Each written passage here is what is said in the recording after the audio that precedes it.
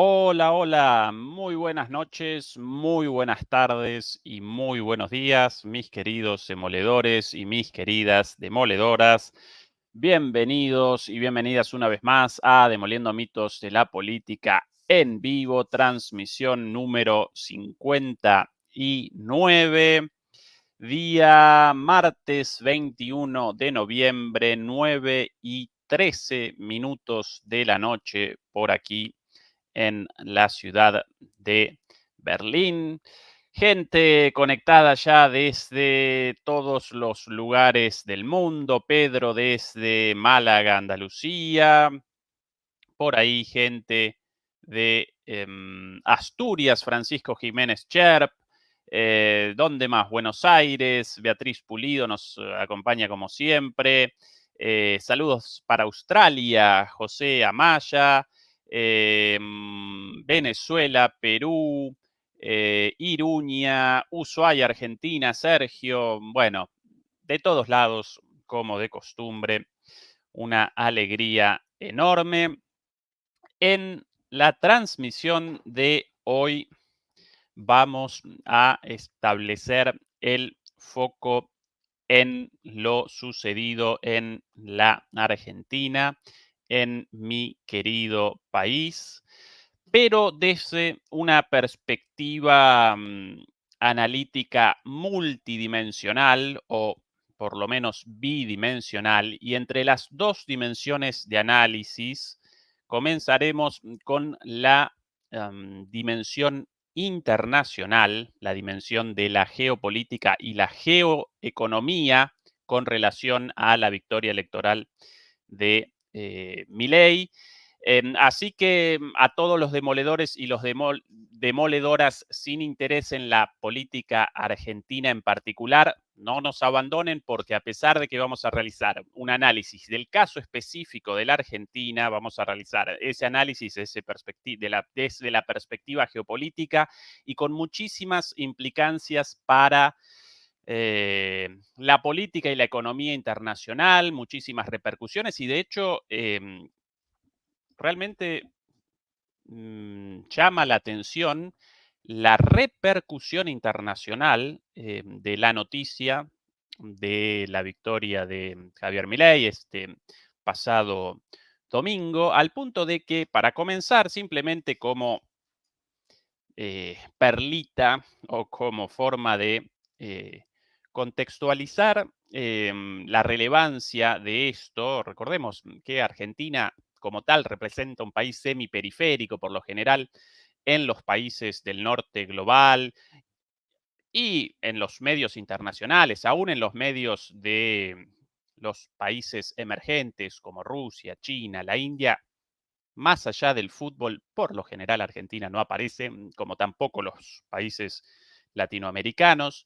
Sin embargo, comenzaron debates en muchos medios internacionales, los cuales yo acompaño como parte de mi trabajo, e incluso en los canales de Telegram ligados a la guerra en Ucrania, canales prorrusos o proucranianos, los cuales yo naturalmente acompaño también como parte de mi trabajo en el análisis de la guerra. Bueno, un ejemplo de la mirada de uno de los canales prorrusos más importantes respecto a lo de Milei, sobre el cual aparecieron múltiples publicaciones, esta en broma naturalmente, pero en relación a la política interna de ese país, Rusia en particular. Atención a esto publicado por ejemplo hoy en el canal prorruso más importante de todos de Telegram, con millones de seguidores, la mayoría de ellos rusos, y publicados en ruso,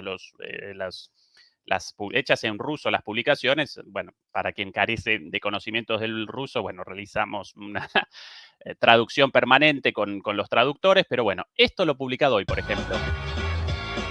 ¡Eh! ¿Quién aparece? Ahí, bueno, de un lado Milei, a la izquierda, en una de sus habituales arengas circenses, y a la derecha Yeltsin, ¿sí? En una caricaturización de Milei, si no recuerdo mal, debajo de este video, lo presento una vez más, aparecía como texto o como título: pobres los argentinos. Eso aparecía. ¿no? Recordando a el propio Yeltsin, quien, bueno, en la memoria colectiva de Rusia representa un traidor de la peor calaña, ¿no? Lo recuerdan como al entregador del patrimonio público ruso y el promotor de la subordinación de Rusia a los Estados Unidos. Bueno, así lo presentan, ¿no? Pobres argentinos. Esto apareció hoy. Y también apareció hoy diario, esto del diario La Nación, un diario conservador de la Argentina, el Instagram del diario La Nación. La futura canciller, en Argentina llamamos canciller al ministro de Relaciones Exteriores. Aquí su declaración respecto a los BRICS. Recordemos que Argentina, a partir del 1 de enero del año próximo, oficialmente participará en los BRICS, ¿sí? Comenzará a participar en los BRICS como uno de los nuevos miembros de los BRICS. Poder estar en el lo quiero de cero. Y nosotros queremos poder estar en el... Bueno, no puedo estas cosas del Instagram. A pocas redes sociales quiero tan poco como al Instagram, como por ejemplo esto de que una vez comenzado un video uno no puede retroceder. El mundo, que Argentina vuelva, ojalá que pronto, a ser un actor relevante en el mundo, en términos comerciales, en términos culturales, en términos diplomáticos. ¿Y va a ingresar en los BRICS Argentina? No, De ninguna manera. yo no sé por qué tiene tanto interés en... ¿Va a ingresar en los BRICS Argentina? Y responde ella inmediatamente, muy seria, no. Los BRICS todavía no es ninguna actividad que uno pueda, no tienen un estatuto ni nada. Esto de no tienen un estatuto ni nada, esto la caracteriza a ella de cuerpo entero, el grado de ignorancia respecto a esta cuestión. Esto caracteriza a los cancilleres bueno, a los cancilleres, al canciller del macrismo también, Faurí, no solamente, bueno, a Faurí, a la otra canciller cuyo nombre ahora no recuerdo, no tanto, no solo aparecen posicionados ideológicamente en lo más reaccionario del pensamiento político, sino que además los caracteriza una falta de formación verdaderamente llamativa, porque podrían posicionar en esos lugares, podrían posicionar como candidatos a gente de derecha formada, ¿sí? Uno puede preconizar, uno puede aparecer ideológicamente a la izquierda, a la derecha, arriba, abajo, pero con formación. Pero por lo general no, posicionan a gente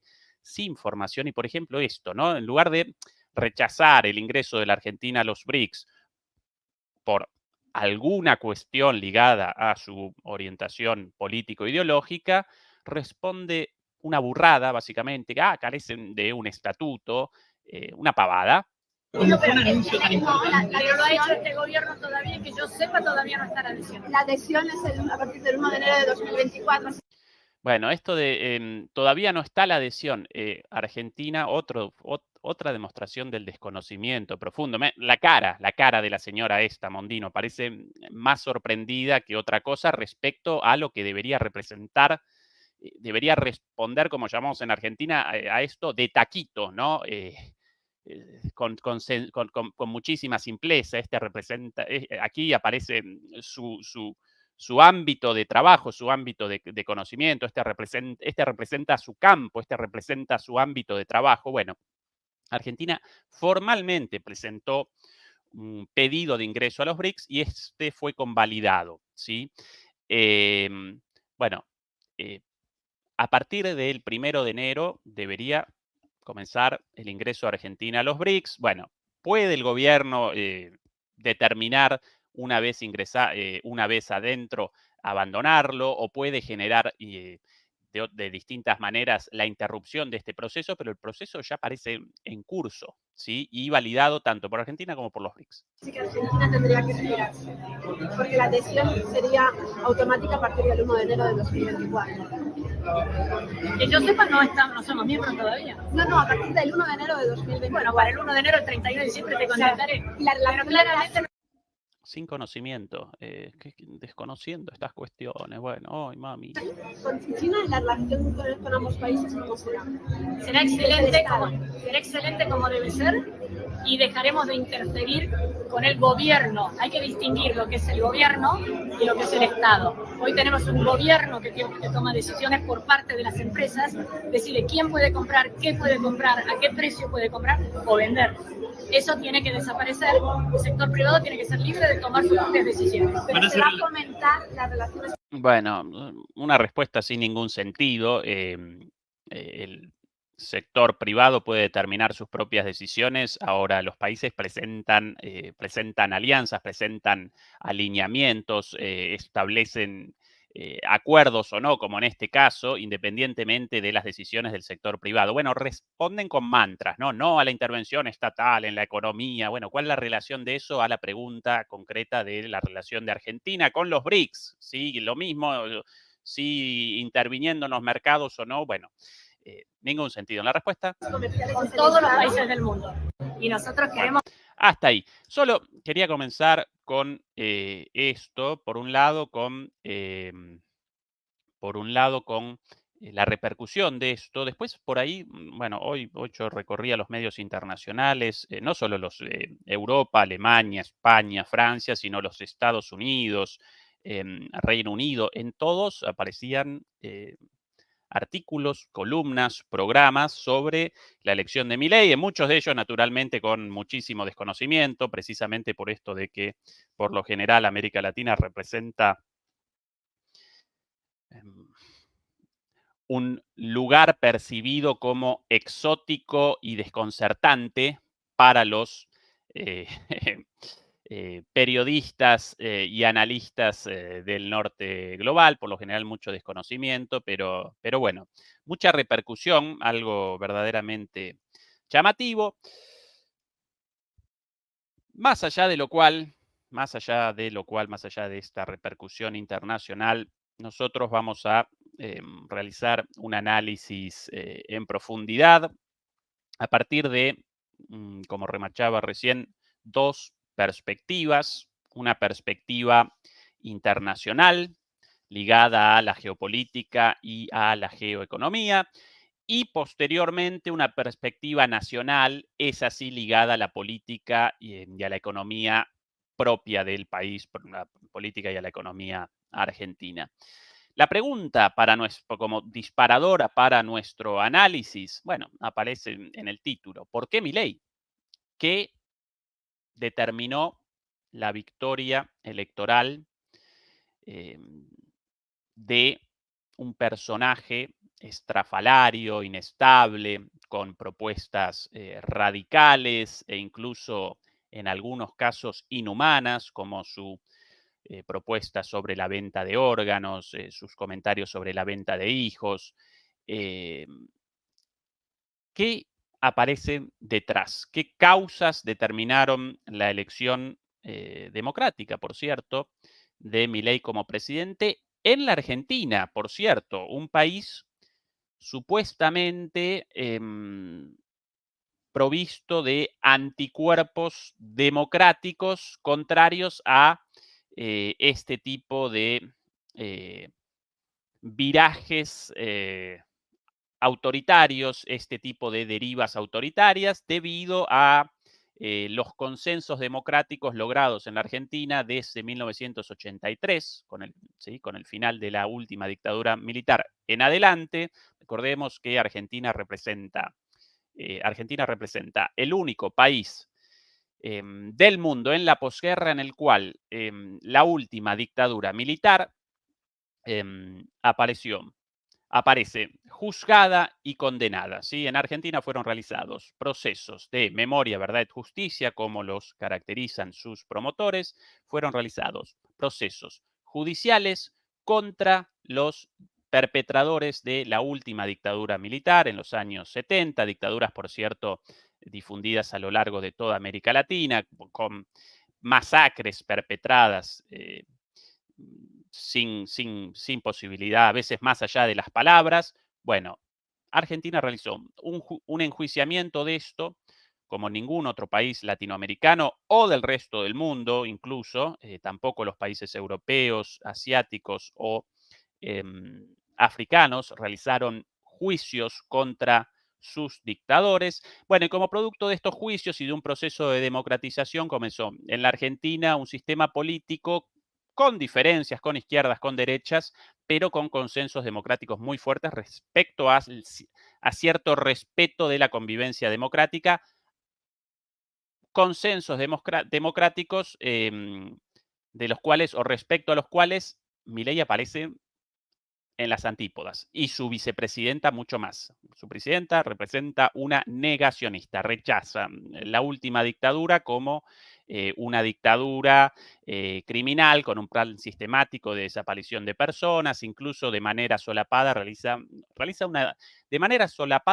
una reivindicación de la dictadura, no de manera solapada, no lo presenta así, pero sí aparece en contacto con Videla, con otros de los genocidas responsables de la desaparición de miles de personas en la Argentina. Bueno, realiza, así como Bolsonaro en Brasil realiza una reivindicación de la última dictadura en Brasil, por cierto, muchísimo menos sangrienta que la Argentina. Bueno, esta señora y Milei en última instancia también realizan una reivindicación de esa última dictadura por fuera de estos consensos democráticos. Así que comencemos el análisis desde la perspectiva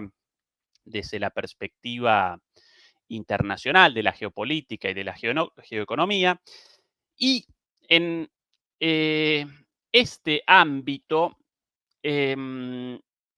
Argentina y la elección de Milei aparecen como un caso más de el fenómeno global del ascenso de las nuevas extremas derechas. ¿Sí? Más allá de las particularidades de Milei y del caso argentino, esta elección, esta victoria de Milei representa un caso más de el ascenso de las nuevas extremas derechas. Recordemos los casos de Estados Unidos con Trump, Brasil con Bolsonaro, Hungría con Orbán, bueno, en Polonia, en Italia con Meloni y en muchos otros países casi. ¿Sí? En muchos otros países no conquistaron las nuevas extremas derechas el gobierno, pero sí aparecen o como la primera fuerza política o como la segunda fuerza política y aparecieron a un tris o aparecen a un tris de su llegada al gobierno. ¿Sí? Francia con Le Pen, bueno, Alemania con la alternativa por Alemania y así muchos otros países, Cast en Chile también, etcétera, etcétera, etcétera. Bueno, entonces Argentina representa un caso de ascenso de nuevas extremas derechas en un contexto global caracterizado por ese ascenso de las nuevas extremas derechas. ¿A qué responde esto? ¿A qué responde este fenómeno? Bueno, básicamente a la crisis global del orden económico y político imperante desde más o menos 1980, 1990. ¿Sí? ¿Qué caracterizaba a ese orden político y económico? Bueno, en lo político, el unipolarismo, ¿sí? La hegemonía unipolar de los Estados Unidos y en lo económico, el neoliberalismo, ¿sí? Una doctrina económica llevada a la práctica por los gobiernos neoliberales, caracterizada por, como, bueno, esto para los latinoamericanos aparece como algo conocido por todos y todas, un rumbo económico caracterizado, en primer lugar, por la financiarización de la economía y la consiguiente desindustrialización, o dicho de otra manera, el motor de la economía a partir de políticas estatales abandona o desaparecen de la industria, abandonamos la industria como motor de la economía y en su lugar establecemos las finanzas, los bancos, la bolsa, la especulación financiera. ¿Qué más caracteriza a este orden económico imperante desde los años 1980 o 1990 más o menos? Bueno, por otro lado también, como un elemento principal, aparece la retracción del Estado, ¿sí? El empequeñecimiento del Estado y como contrapartida la ampliación del mercado, el Estado retrocede frente al mercado y así van apareciendo privatizaciones, desregulaciones y con el inicio de la economía de las plataformas a partir del surgimiento de las plataformas en los últimos 10 o 15 años, mucho más aún, ¿sí? También está caracterizado por la precarización laboral, a la cual los neoliberales llaman flexibilización laboral, pero en realidad representa una forma de precarización laboral, una vez más a partir de la economía de las plataformas, muchísimo más. Economía de las plataformas llaman al trabajo al trabajo precarizado a través de plataformas. Por ejemplo, Uber, por ejemplo, Rappi, por ejemplo, cualquiera de las plataformas de entrega de alimentos. ¿Sí? Bueno, en cada país presentan nombres distintos, pero más o menos todas conocidas por ustedes. También aparece por ahí, naturalmente, la globalización neoliberal y la apertura de mercados, la desregulación, etcétera, etcétera. Ese mundo, ese orden económico y político, una vez más, económicamente neoliberal y políticamente eh, eh, unipolar, aparece en crisis. Y no solo en el sur global, sino en todo el mundo, en el norte global también. De ahí que vamos a presenciar este fenómeno del ascenso de las nuevas extremas derechas en todo el mundo. ¿Por qué? Porque ese orden económico y político genera principalmente tres consecuencias en nuestras sociedades. En primer lugar, una terrible, enorme desigualdad, un aumento de la desigualdad como nunca antes desde desde el periodo de posguerra, desde finales de la Segunda Guerra Mundial, un aumento de la desigualdad terrible, un pequeñísimo grupo de personas con cada vez más riquezas, los 10 personas más ricas del mundo con riquezas equivalentes a la mitad más pobre del planeta Tierra, 4.000 millones de personas, y por el otro lado, el resto de la humanidad en una situación cada vez más precaria, incluso las clases medias, cuyo poder de compra, cuyo riqueza, ¿sí? Aparece estancada frente a el aumento de el capital, de los bienes, de las riquezas de ese 1% más rico. Así que primer elemento, un aumento de la desigualdad terrible. ¿Qué otra consecuencia genera este orden económico y político ahora en crisis? En términos políticos, principalmente el vaciamiento de la democracia, la conversión de la democracia en una cáscara vacía a través de la reducción del Estado, de la cooptación de los líderes políticos, del lobby, de la penetración de el dinero en los sistemas políticos, el financiamiento de campañas, etcétera, etcétera, de manera que la democracia ya aparece como un acto meramente formal, una vez cada 4 años, un votito y nada más que eso. Y, entre tanto, un sentimiento generalizado de que la política representa una actividad corrupta, sucia, los políticos representan todos lo mismo, todos corruptos, no me representan, qué porquería, qué basura, qué corruptos, vaciamiento de la democracia. Es el segundo elemento en términos políticos, la segunda consecuencia de este orden neoliberal en crisis. En tercer lugar, en términos culturales o sociales, este orden genera la difusión de una cultura hiperindividualista, ¿sí? De manera que cualquier posible salida planteada a esta situación de crecimiento de la desigualdad, de crecimiento o de deterioro de la democracia, ¿cómo conceptualizamos los sujetos o cómo conceptualizan los sujetos surgidos de este orden? Cualquier solución posible de manera individual, el sálvese quien pueda, el salvamiento individual en lugar de a un problema colectivo, una respuesta colectiva. Estos tres elementos, por cierto, yo voy presentando un cuadro general desde la geopolítica y la geoeconomía, pero recuerden que básicamente estamos respondiendo a la pregunta disparadora de este análisis: ¿por qué Milei? ¿Por cómo pudo Milei conquistar la presidencia? Estos tres elementos, por cierto, si bien vamos presentando el panorama más amplio a escala global, están presentes detrás de la victoria de Milei sin dudas. La enorme desigualdad, el vaciamiento de la democracia, ¿sí? Y la cultura hiperindividualista. Ya lo vamos a presentar en detalle, pero por ahora acompáñenme con esto. Un orden social, político y económico en crisis, caracterizado por el neoliberalismo y el unipolarismo, con estas consecuencias y como consecuencia de esta desigualdad, de este vaciamiento de la democracia, de esta cultura hiperindividualista, presenciamos en todas las sociedades del mundo, en todos los países del mundo, un descontento generalizado, más aún una frustración generalizada de las grandes mayorías, ¿sí?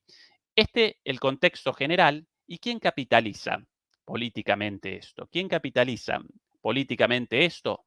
Las nuevas extremas derechas. ¿Por qué? ¿Por qué pueden realizar una utilización de esto más efectiva que el resto de las fuerzas políticas? ¿Por qué aparecen más atractivas que el resto de las fuerzas políticas? Bueno, en primer lugar, porque aparecen como outsiders, presentan a candidatos considerados outsiders, aunque muchos de ellos participan en políticas desde hace décadas, como el caso de Bolsonaro. Así que aparecen, por lo menos en las formas, aparecen como algo distinto a este orden en decadencia y presentan candidatos supuestamente novedosos. Y por sobre todas las cosas, y más importante que esto, presentan frente a estos problemas graves, profundos, difundidos, complejos, bueno, presentan explicaciones fáciles y respuestas a estos problemas, soluciones o propuestas de resolución a estos problemas fáciles también. ¿Sí? ¿De qué manera? De la manera más sencilla posible en política, a través de la construcción de chivos expiatorios. ¿Sí? En lugar de conceptualizar a la situación económica como el producto de el orden neoliberal y eh, el retroceso del Estado frente al mercado, la precarización laboral, la financiarización de las economías, la globalización neoliberal, todas cosas complejas y de difícil comprensión y con la necesidad de una explicación. Bueno, no, ellos lo presentan muy fácil. ¿Quién representa el responsable de estos problemas? Un chivo expiatorio. Los mexicanos, por ejemplo, para Trump, al menos en su primera campaña. Los musulmanes para las fuerzas de la nueva extrema derecha en Europa. Los inmigrantes o los inmigrantes africanos también, otro de los chivos expiatorios aquí en Europa. Los pobres directamente, los negros, las mujeres, esto todo en el caso, por ejemplo, de Bolsonaro. Las feministas, compartido como chivo expiatorio de todos los candidatos de la nueva extrema derecha. El caso de Milei representa un caso interesante en tanto, además de todos estos factores, los eh, pobres, las feministas,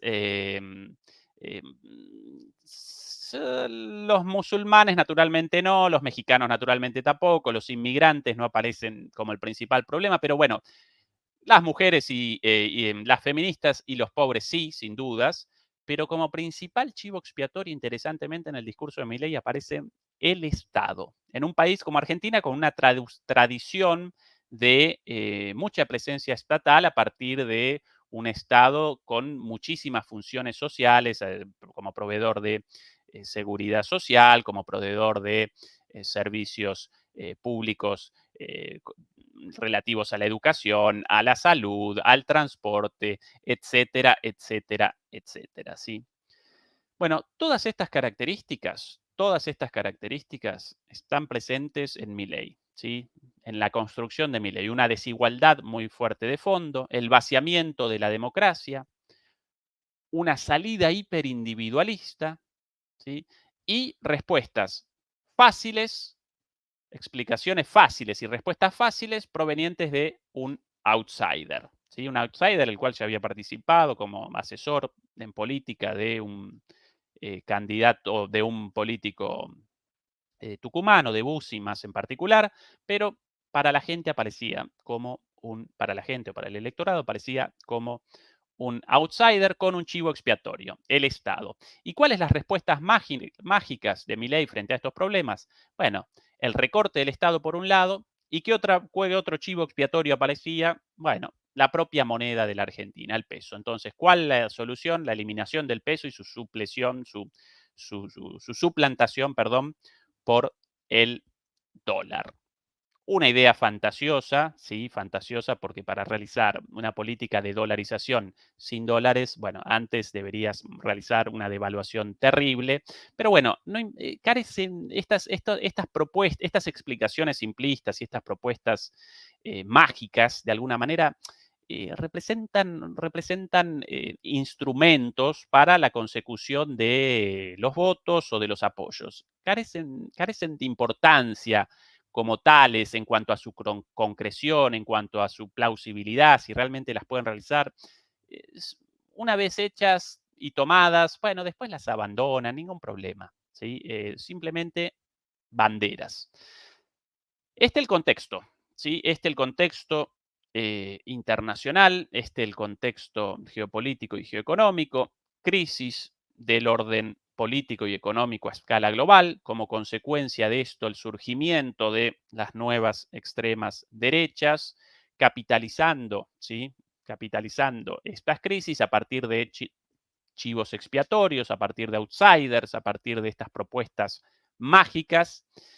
Y así, una vez más, Trump, Bolsonaro, Orban, Meloni, Le Pen, el AfD en Alemania, Kast en Chile, bueno, en todos los países básicamente la misma situación, los mismos candidatos, simplemente un cambio de este chivo expiatorio según según las propias características, la propia idiosincrasia de cada país. En Argentina, por ejemplo, carecería de sentido establecer como chivo expiatorio a la inmigración africana o a los musulmanes, porque sí, la población musulmana y la inmigración africana representan una parte muy pequeña, ¿sí? Entonces, bueno, no generarían el enganche necesario en la política argentina, en el electorado argentina como tal.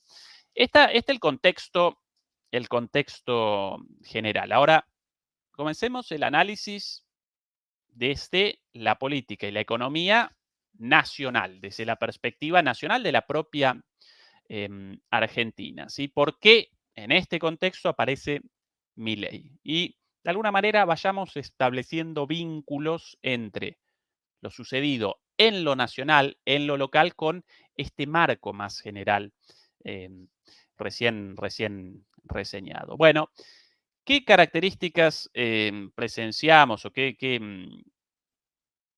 fenómenos presenciamos en la Argentina actual? Bueno, en primer lugar, la situación política y económica está caracterizada también, naturalmente, por la crisis. Una crisis económica, una crisis política e incluso una crisis social recurrentes, crisis económica, crisis política y crisis social recurrentes, ¿sí? Desde 2015 en adelante aparecemos en crisis en la Argentina, más allá del gobierno de turno. La sociedad en este contexto aparece rota económicamente, rota políticamente, económicamente rota por las dificultades de la vida en una economía con una inflación mayor al 100%, como por ejemplo una economía con una baja de salarios desde 2015 hasta el presente de más del 30% en términos reales. En términos políticos, rota también por el empate entre dos fuerzas contrarias sin posibilidad de ninguna salida política a ese empate denominado y a esa contradicción denominada en la política argentina grieta política, y en términos sociales y emocionales una sociedad rota por la recurrencia de estas crisis, el cansancio, la frustración, y sin dudas la pandemia en esto representó un factor muy importante también, y ahí aparecen indicadores muy interesantes respecto al aumento de la tasa de suicidios, el aumento de las consultas, por ejemplo, con psicoanalistas, bueno, un montón de elementos ligados, el aumento de los problemas psicológicos de las personas, un montón de elementos ligados a la rotura de la sociedad también desde lo social, incluso desde lo emocional. Y ambos espacios ambos espacios políticos constitutivos del sistema político desde 2001 en adelante, los dos espacios políticos más importantes, por un lado el peronismo y por otro lado el antiperonismo, si lo quieren llamar de otra manera, kirchnerismo y macrismo, ¿sí? Bueno, ambos espacios, o mejor dicho aún, ninguno de los espacios políticos constitutivos de la Argentina puede responder a esta situación de crisis económica, política y social. Simplemente generan un empeoramiento cada vez mayor. Así el gobierno de Macri, como así también el gobierno de Alberto Fernández. Dos gobiernos, ambos paupérrimos, pésimos, sin respuestas a estas crisis recurrentes. Bueno, y ahí aparece Milei con estas características en el marco de este desencanto, de esta frustración, y aparece en Argentina el llamado voto bronca. ¿Sí? El acompañar a un candidato más allá de sus propuestas sencillamente porque representa mejor mi bronca, mi fastidio, mi frustración, mi enojo. Un voto castigo, ¿sí? Y lo interesante de todo esto, tanto en las elecciones primarias como en la primera vuelta, ese voto bronca parece más o menos cuantificable en torno a un 30% de la población, la cual determina que va a acompañar a un candidato estrafalario, inestable, con propuestas alocadas, a pesar de sus propuestas, a pesar de sus características, solamente en rechazo al gobierno actual e incluso a la política en su conjunto, incluido el gobierno anterior de la otra gran fuerza política, kirchnerismo, macrismo, peronismo, antiperonismo. ¿Sí? Yo el otro día participaba en una charla en Negocios TV y realizaba una reflexión sobre la posibilidad de que en lugar de Milei apareciera cualquier otra cosa, podía aparecer un chorizo o un salamín o una planta, ¿sí? En el lugar de opositor y de opositor extremo, y aún así esa planta, ese chorizo, ese salamín, iba a conquistar por lo menos a una buena parte del electorado, sencillamente por esa bronca, ese castigo, ese voto castigo plebiscitario al gobierno y a la política y al sistema político existente en su conjunto, incluido el macrismo. De ahí que en la primera vuelta, eh, como castigado, no solo aparece el gobierno, sino también la candidata del macrismo, Patricia Bullrich, la cual no puede siquiera participar en la segunda vuelta porque conquista apenas el tercer lugar en las elecciones. ¿Sí? Esa representa la primera vuelta, ¿sí? El castigo al gobierno e incluso a la oposición convencional en nombre de algo nuevo. ¿Por qué Milei aquí? Bueno, porque efectivamente representaba lo nuevo, canalizaba esa bronca, ese castigo mejor que nadie, nadie menos eh, apto para aparecer como algo nuevo que Massa y Bullrich, los dos candidatos de las fuerzas políticas constitutivas del sistema político, las fuerzas políticas más importantes, políticos desde hace décadas, eh, asociados con eh, la politiquería y demás. Bueno, los dos aparecían imposiblemente, o ninguno de ellos podía aparecer como un candidato prometedor de algo nuevo, representante de una esperanza futuro de algo distinto. Los dos estaban representados, los dos representan o representaban a esa política con la cual una buena parte de la población aparece enojada. ¿Sí? Y ahí la llegada de Milei, más o menos un 30%, un tercio del electorado responde a esto, un voto bronca bastante policlasista, con gente de arriba, del medio y de abajo. En este sentido, ahí aparece una construcción bastante interesante del perfil del votante de Milei. Mucha gente joven, la gente, por cierto, más frustrada porque su situación presenta las peores características de todas en cuanto a marginalidad, a falta de oportunidades laborales, etcétera, etcétera. Bueno, ahora para la segunda vuelta presenciamos una movida inteligente por parte de, por un lado, Milei y por otra parte de Macri, concatenando dos de los espacios electorales de la primera vuelta. Por un lado, este voto bronca y por otro lado, el voto antiperonista, el cual había acompañado a Patricia Bullrich, aunque no había podido alcanzar la segunda vuelta. Y así, en la segunda vuelta, finalmente, Milei contabiliza sus votos más los votos del antiperonismo, su voto bronca propio y el voto del antiperonismo, sumados casi de manera aritmética, perfectas, mientras que Massa no puede más que recoger sus propios votos de la primera vuelta y algunos votos perdidos por ahí de la izquierda, quizás de algún votante radical, incluso algún votante quien no participó en la primera vuelta, ¿sí? Esa básicamente la lectura, la interpretación desde una de una perspectiva de análisis nacional. Esa es la lectura. Ahora, ¿qué genera esto de cara a el futuro cercano? Si esta última movida política, la cual efectivamente determinó el resultado final de la elección, si esta última movida política de unión del voto bronca de Milei con el voto antiperonista de Bullrich o de Macri, el papá político de Bullrich, por lo menos en este momento.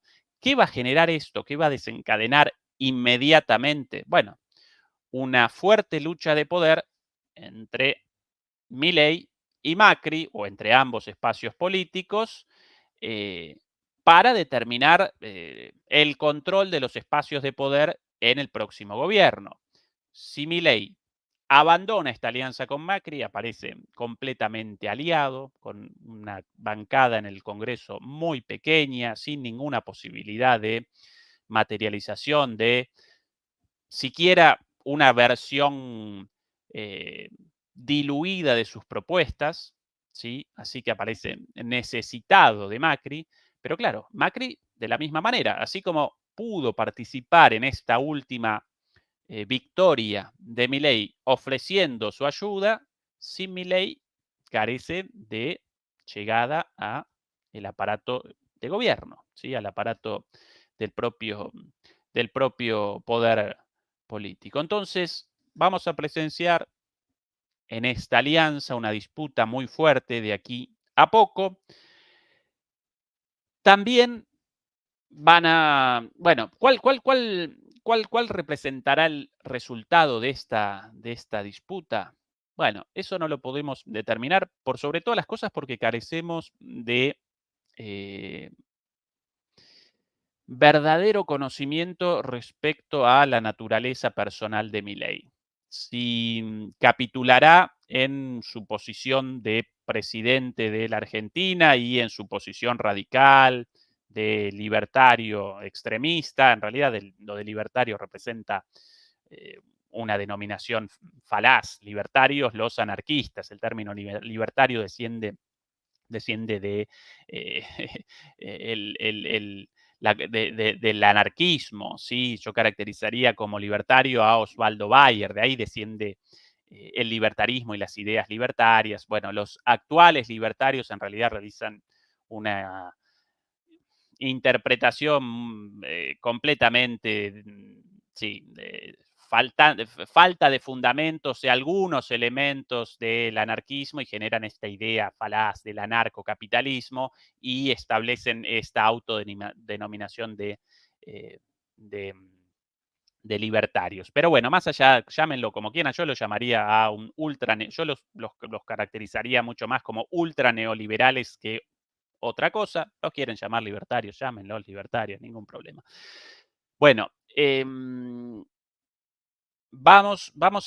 nadie puede determinar cómo reaccionará Milei ahora respecto de su programa. Aparecen indicios de una persona inestable y manipulable, o bien manipulable por su propia hermana o bien manipulable por el propio Macri. En el caso de que capitule en todas sus posiciones y comience a responder a Macri, entonces vamos a presenciar un gobierno en las sombras del propio Macri y algo bueno, los medios lo van a llamar el Alberto de Cristina, como, ¿sí? El Milei de Macri, algo así como el Alberto de Cristina, pero Alberto Fernández presentaba una independencia mucho mayor de Cristina. Después, claro, ¿no?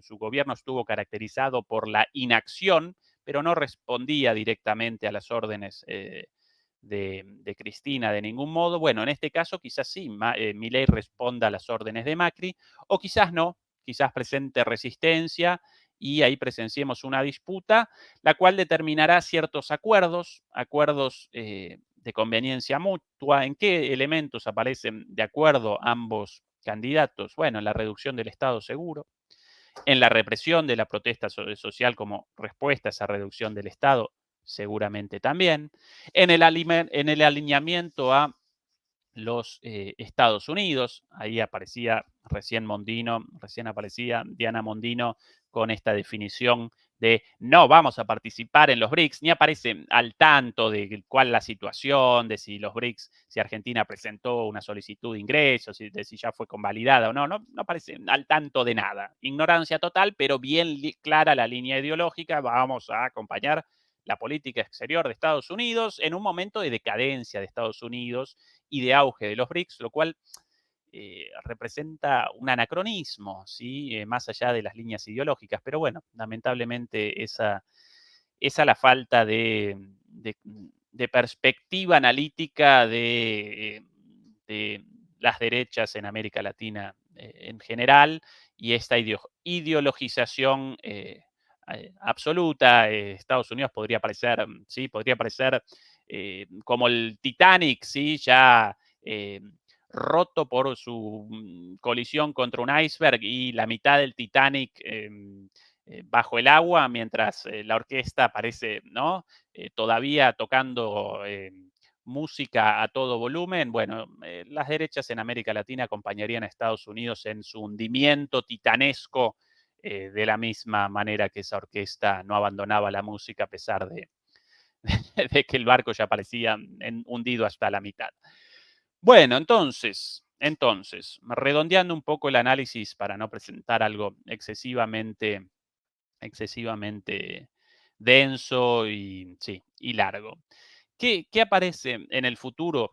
Bueno, por un lado, por el lado de este gobierno y de las fuerzas eh, detrás de este gobierno, incluido el macrismo, estas disputas, y por el lado de las fuerzas de la oposición, de las fuerzas populares, ¿sí? Las fuerzas naturalmente con las cuales yo aparezco identificado como parte de el campo popular en sentido amplio. Bueno, comienza una etapa lamentablemente muy oscura para el país y para las fuerzas populares, sin eh, ningún tipo de dudas, una etapa de resistencia, comienza la resistencia, pero nos acompaña la certeza de que tarde o temprano todas estas experiencias neoliberales, y esta de hecho representa la cuarta experiencia neoliberal en la Argentina, la primera con Martínez de Oz, impuesta por la dictadura, la segunda con Menem y Cavallo, la tercera con Macri y ahora la cuarta esta con Milei, todas generaron el mismo resultado, generaron y generarán el mismo resultado, desencadenaron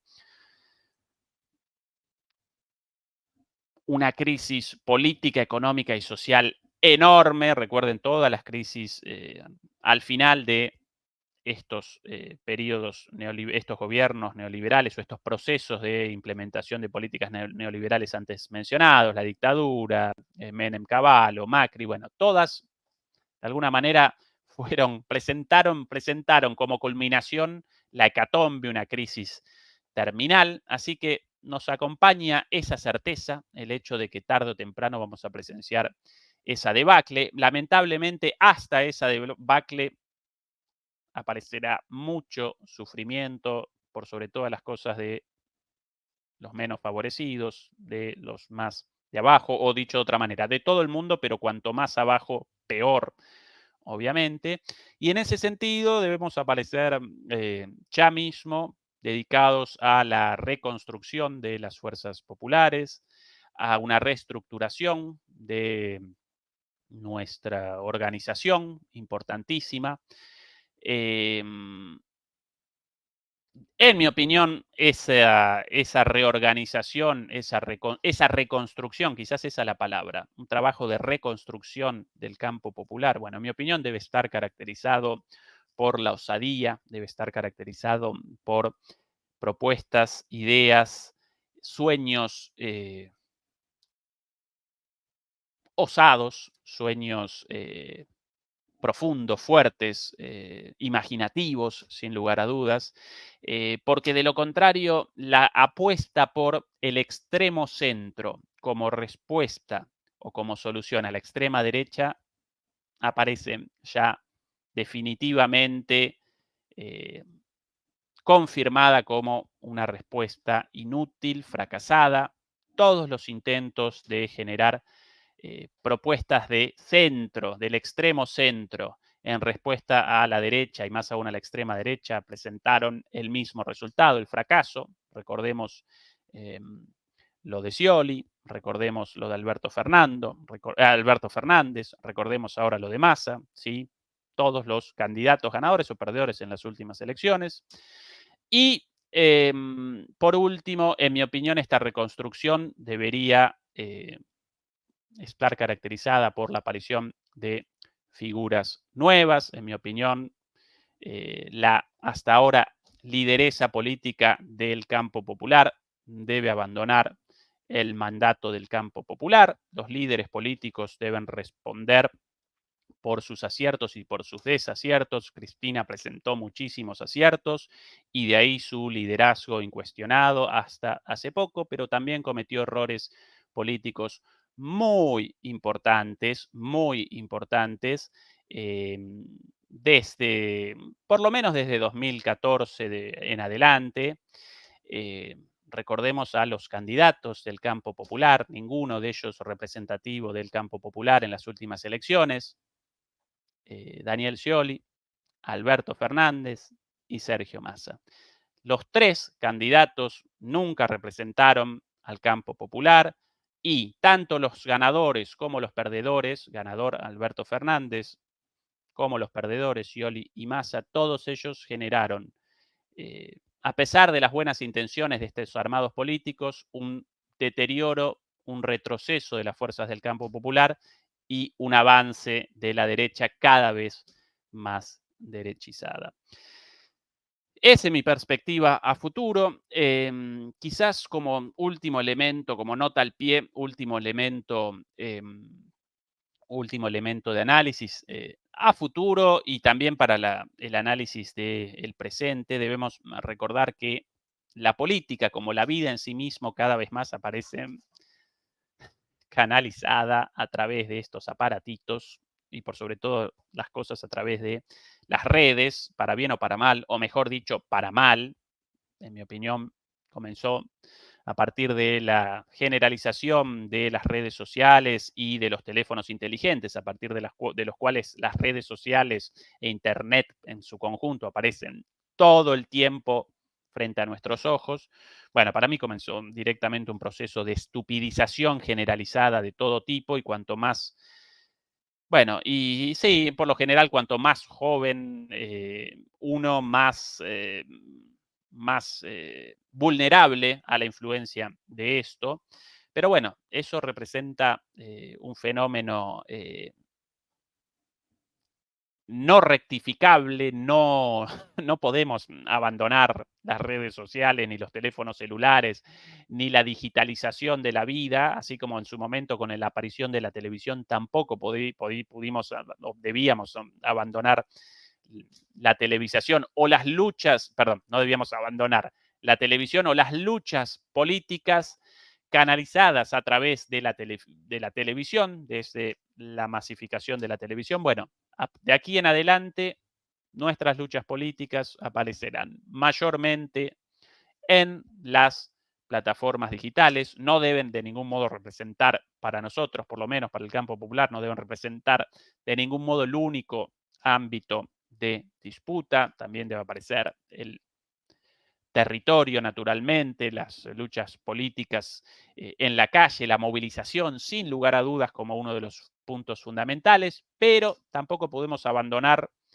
sí, la centralidad de esto y las consecuencias de esto para la política, una forma de comunicación distinta, mucho más efectista, mucho más corta, mucho más superficial, otras formas de política y también debemos recordar que las redes sociales y las plataformas carecen de un carácter neutral, responden a eh, corporaciones, grandes corporaciones con intereses claros, alineados en la Argentina con las fuerzas políticas de la derecha, por ende vamos a participar en un partido con la cancha inclinada, como toda la vida, tanto en el momento de la prensa escrita como en el momento de la radiodifusión, con la aparición de las radios o después con la televisión. El campo popular siempre aparece en desventaja, siempre aparece en desventaja en esos ámbitos, pero lo acompaña la fuerza de la movilización popular y también de la astucia y la creatividad, el ingenio popular también. Así que eso debemos recordarlo también de cara al futuro. Por el momento, eh, unidad, resistencia y reconstrucción.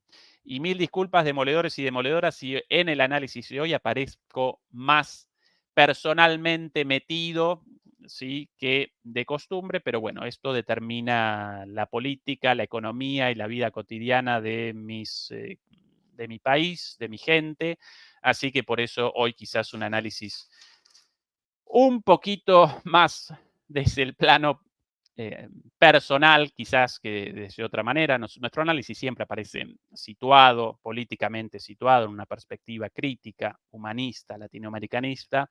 Hoy quizás un poco más que otras veces, pero bueno, esa la situación. Demoledores, demoledoras, si quieren respondemos algunas eh, preguntitas por ahí. Em, bueno, por ahí Graciela del Río, bueno, esto precisamente porque Milei representa a eh, un ideario, representa un espacio político ubicado por fuera de lo democrático y por fuera de los consensos democráticos. Vamos a presenciar este tipo de ataques, sin lugar a dudas, frente a lo cual debemos responder con unidad, con solidaridad, con firmeza y desde la democracia siempre, desde la movilización, siempre con el objetivo de generar victorias democráticas frente a las fuerzas antidemocráticas. Van a comenzar este tipo de ataques, lamentablemente, por todos lados. Bueno, solidaridad, fuerza, amor, nunca la furia, nunca el odio y mucha, mucha lucha. Preguntas, preguntas, preguntas por ahí.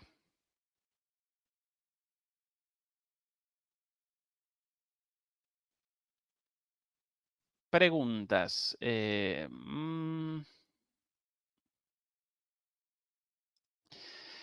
Adiós a las Malvinas para siempre con la dolarización de la economía argentina. Uriel Flores,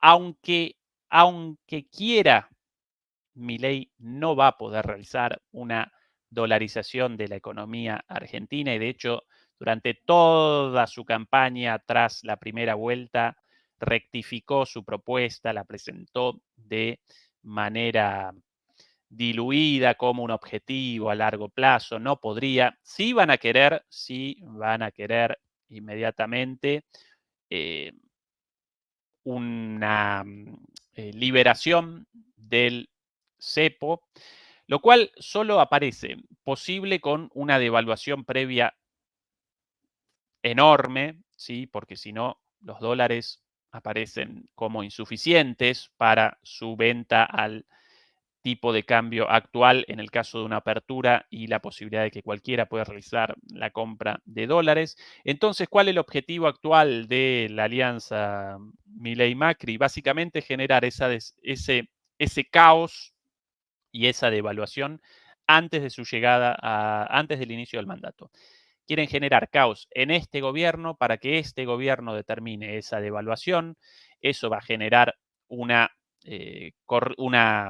una escapada, un aumento de la inflación enorme, una escapada de la inflación, una subida de los precios enormes. Y bueno, recuerden que la inflación, la hiperinflación, más aún que la inflación altísima actual, la hiperinflación representa un disciplinador social. Recuerden lo sucedido en el 89 con la última hiperinflación vivida en la Argentina con Alfonsín. Recuerden lo mismo con el Rodrigazo en el 73, si no recuerdo, perdón, el Rodrigazo un poquito más adelante, no recuerdo el año después del 73, seguramente, entre el 73 y el 76. Bueno, básicamente devaluación muy fuerte, hiperinflación como consecuencia, y a partir de ahí el disciplinamiento de la sociedad y el pedido de la sociedad de mano dura y de represión y de un plan estabilizador de ajuste, de recorte y de medidas antipopulares, ¿sí?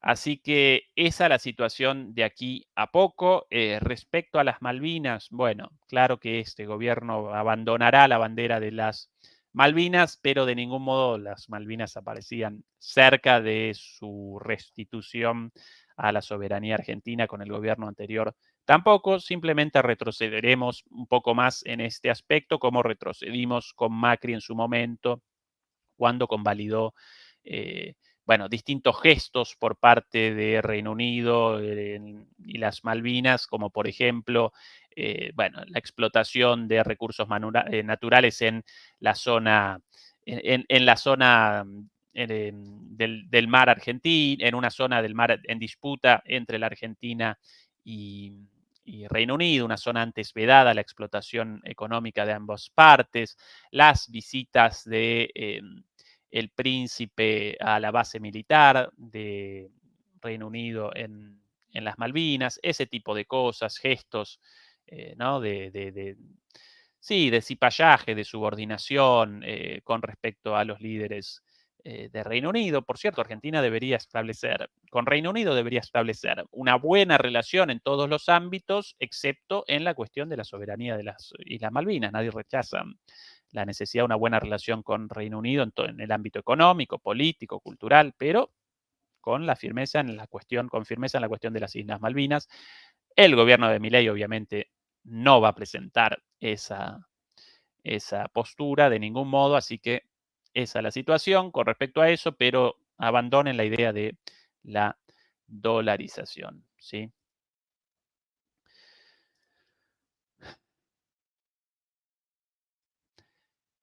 Pablo Barreto, Ezequiel Vistoletti, Milei podría cancelar el Congreso Nacional. Difícilmente, Pablo. Podría cometer un intento en ese sentido, pero inmediatamente, recuerden, con las medidas implementadas por Macri durante sus primeros meses de gobierno, durante sus primeros 100 días de gobierno, recuerden la resistencia popular y el hecho de que esa resistencia determinó un límite a los avances antipopulares del gobierno de Macri. Bueno, generará lo mismo en este sentido cualquier medida de este tipo, más aún la cancelación del Congreso Nacional. Incluso podría determinar la ruptura del acuerdo con el macrismo, porque una buena parte del macrismo rechazaría una medida abiertamente autoritaria y antidemocrática. Difícil una medida de este tipo, pero más allá de eso, el hecho de que solamente el hecho de que solamente el hecho de que deliberemos sobre esta posibilidad representa un deterioro democrático enorme, ¿sí? Con cualquier gobierno democrático, independientemente de su ideología, bueno, no podría aparecer, esto no podría aparecer como una posibilidad. No puede representar una posibilidad la disolución del Congreso y el establecimiento de un gobierno sin contrapoderes, completamente autoritario, ¿sí? Pero bueno, esa es la característica de este gobierno.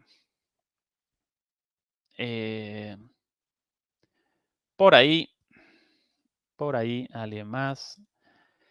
Bueno, posible que promulgue decretos por aquí y por allá, si no lo acompañan en el Congreso las fuerzas políticas ligadas al macrismo, el peronismo cordobés, a los partidos provinciales tampoco. Bueno, en ese caso puede que comience con decretos como forma de alternativa a este impedimento.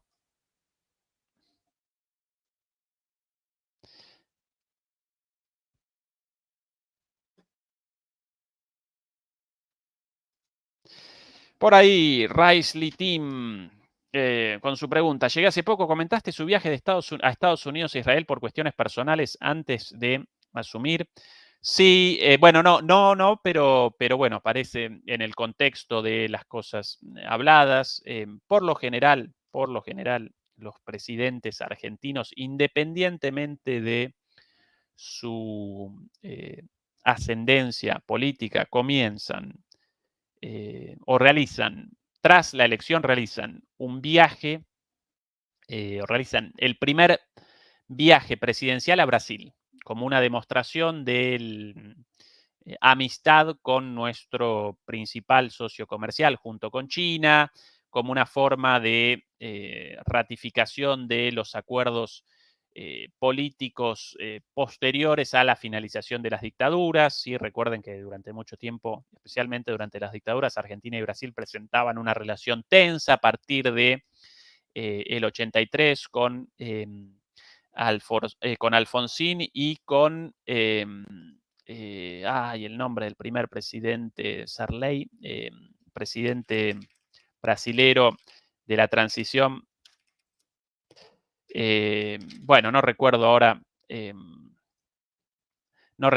nombre del primer presidente democrático de Brasil tras la última dictadura, algo así como Sarney, no recuerdo exactamente ahora su nombre. Bueno, a partir de entonces establecieron la costumbre del primer viaje de un presidente electo argentino a Brasil y viceversa, ¿sí? Costumbre respetada, si no recuerdo mal, incluso por Macri y por Bolsonaro. Puede que Milei en su voluntad de disrupción simbólica realice un viaje a los Estados Unidos primero, quizás a Israel también, pero bueno, el posicionamiento de la Argentina lo determina en parte el presidente, pero también el Congreso y a partir de mayorías amplias, así que no va a poder redireccionar tan fuertemente el alineamiento de la Argentina, amén de los enormes intereses económicos existentes debido a la enorme relación comercial y económica entre Argentina y Brasil y entre Argentina y China, los dos principales socios comerciales del país. Bueno, señoras y señores demoledores y demoledoras, José Sarney, recordaba bien el nombre, José Sarney. Vamos a redondear el análisis del día de hoy aquí. Mañana vamos a presentar una vez más la situación militar y política en Ucrania con bastantes novedades y bastantes novedades muy importantes y muchas cosas vistas por ahí muy, muy interesantes en canales de Telegram prorrusos y pro-ucranianos. Así que acompáñennos mañana como siempre. Por el día de hoy, por favor, ayúdennos. Siempre el pedido no es de nuestra parte el mismo. El like, el pulgar arriba para rechazar de esa manera la desmonetización y la censura de YouTube, ¿sí? Y ayudar a la difusión de estos análisis críticos, ¿sí? Demoledores, demoledoras, hasta el día de mañana. Chau, chau.